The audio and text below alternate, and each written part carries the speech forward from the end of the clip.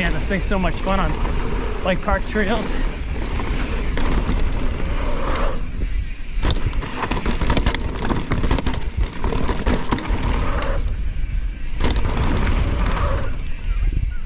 Nice. Hey everyone, welcome back to the channel. It's an awesome day. Why? Because it's new bike day. That's why.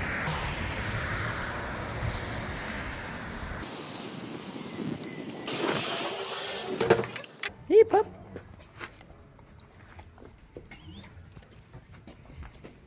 Is this my new bike, Kevin? This is your new bike. Oh, sick. Thank you very much. All right, buddy. Thank you. New bike day. Hey everyone, welcome back to the channel. I'm Jonathan with Project Northeast. I'm up here at beautiful Highland Mountain Bike Park on a Wednesday afternoon, getting some park laps in. In this video, I wanted to take a look at 120mm Quiver killer bike, the 2022 Trek Top Fuel. And you may have seen the other review video that me and Live Free and Shred did on the initial impressions of this bike. We did a review on the Top Fuel 8 XT, and I'll leave the flag at the top. You can go check that out for our initial impressions. But as soon as I tried that bike, I knew it was what I wanted as a trail bike. So stay tuned to the end of the video. I'm going to do a few laps here, and I'm going to show you how this bike can be a Quiver killer for you. I know it kind of is for me, except unless I was racing enduro or something like that. But we're gonna go and do a few laps here. We're gonna do like a blue trail, flow trail. We'll do a black technical trail, and then we'll do maybe a jump trail or something like that if we have time. But stay tuned to the end of the video because you'll see some, you know, unique things that I did to my Top Fuel to make it to what I would think of as the ultimate trail bike. It does everything I want it to do, and the modifications I did to it are so good. I can't even tell you. We'll just have to let it translate on the trail. And it's something that I don't think you would see a lot of people doing. I know JC Trails did a little bit, same modification. I went a little step further. Not outside the realm of, you know, outside the warranty or anything like that. Everything's approved, what I did to the bike. But man, it is good. So let's get out there and check it out. All right, first trail, we're gonna head in on happy hour. There's a little bit of tech up front here. Phew! A little bit of flow.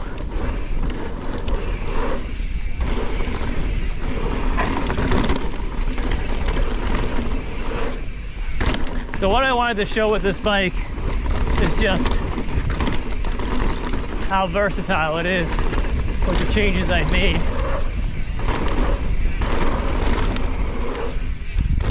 And I'll go over the changes I made.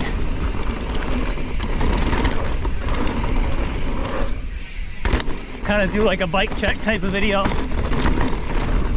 at the end. Show you exactly what I did.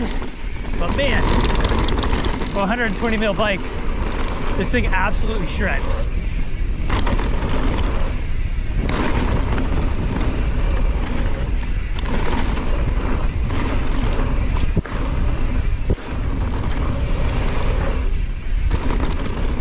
Would I race enduro on it? No, I would not. But would I bring it to the bike park?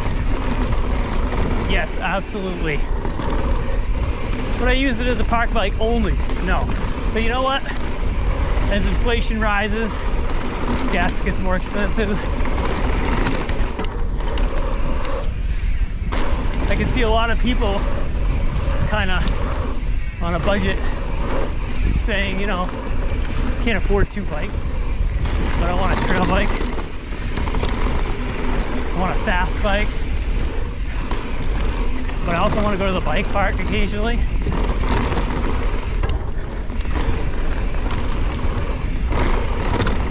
This bike could be it. And swap wheel sets or something like that, swap tires. Boom. you could probably run a marathon XC race on this type of bike too. I don't think it's going to be necessarily a cross-country race bike, but it could definitely do the marathon category and hold its own. But man, this thing's so much fun on bike park trails.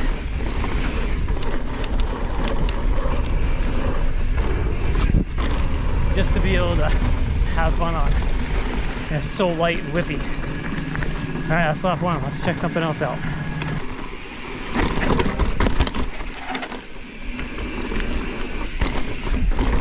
Let's head into a trek, more of a tech trail. Go into Shillelagh right here.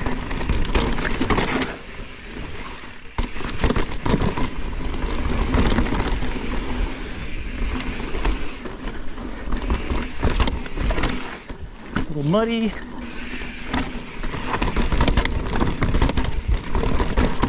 Ew!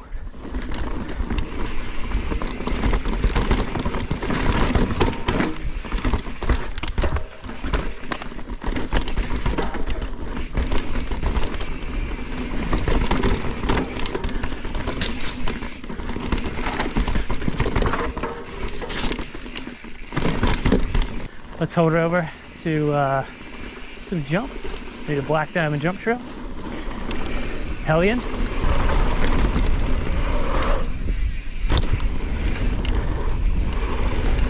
This thing feels so light in the air. I'm almost gonna be careful because it's like used to having a heavy bike in the air. So this thing's just like, wow! Send you to the moon.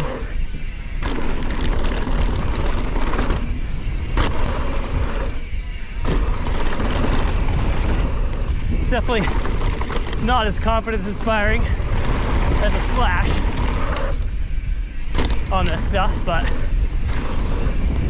it does pretty well.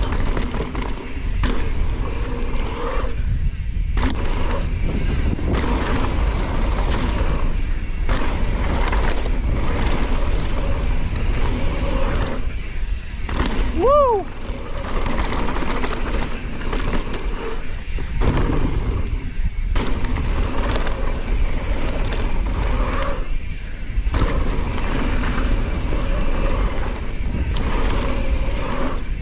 Oh, way over jumped.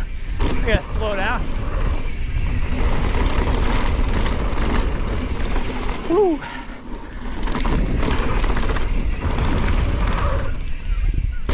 Nice.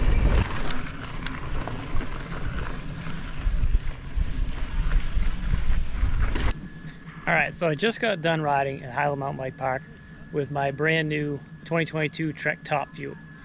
And why I labeled this video as the 120mm Quiver Killer is because I made some certain changes to mine that I think makes it even more worthy of a Quiver Killer.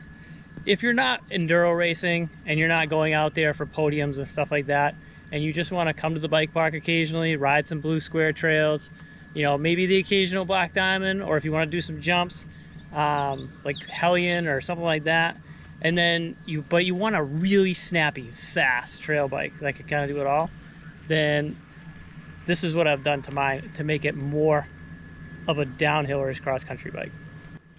So the first thing I did was add a 130mm fork, which if you look at the website, on Trek's website, the 9.9 XTR comes with a 130mm factory 34 fork.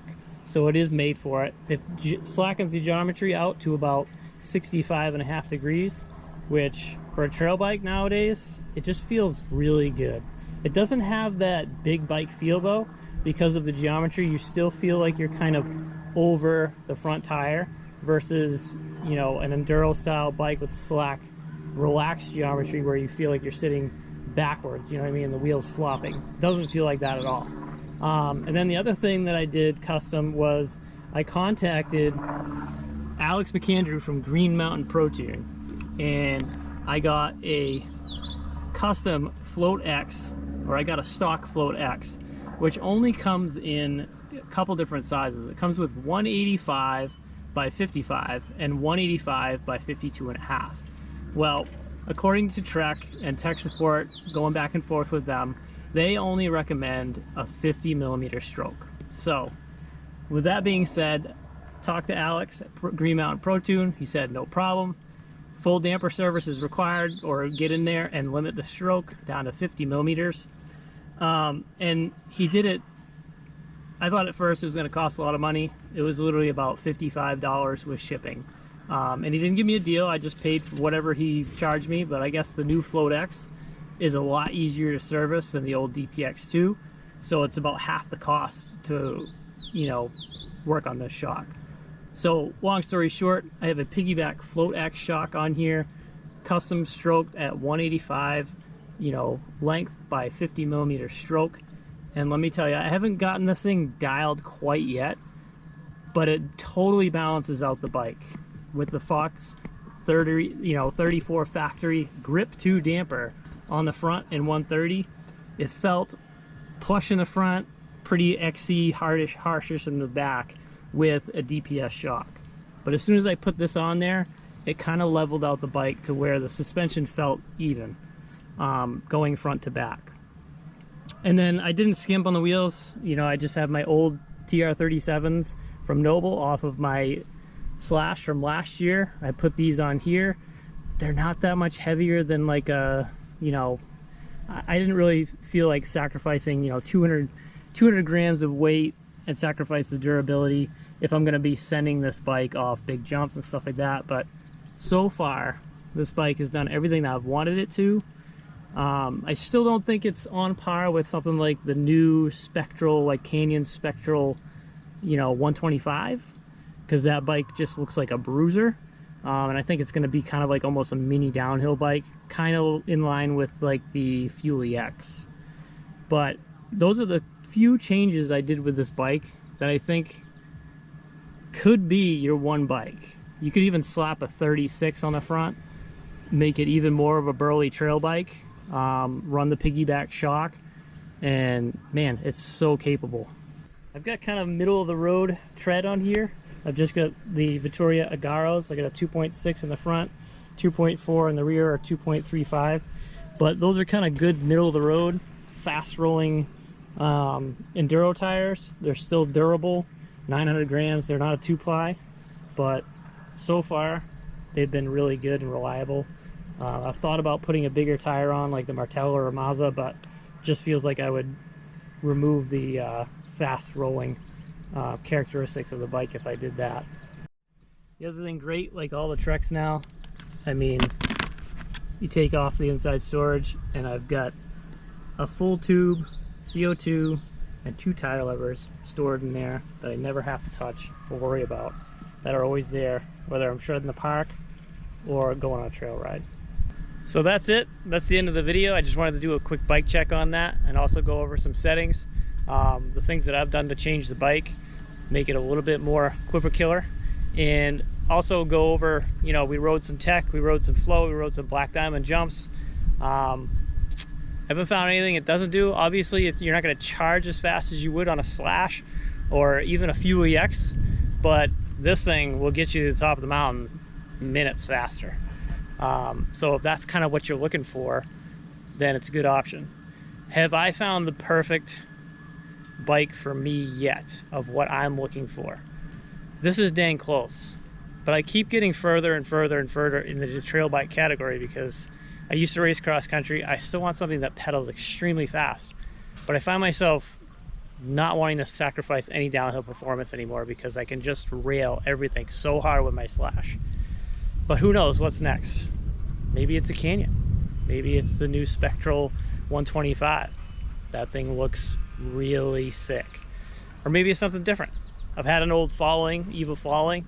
That was good. Maybe that's what I'm looking for. But it didn't pedal as good as this. So maybe I just gotta dial the suspension in a little bit more, and maybe then it'll be perfect. But I love trying new bikes. See you in the next video. Hit that like and subscribe at the bottom if you enjoyed this video.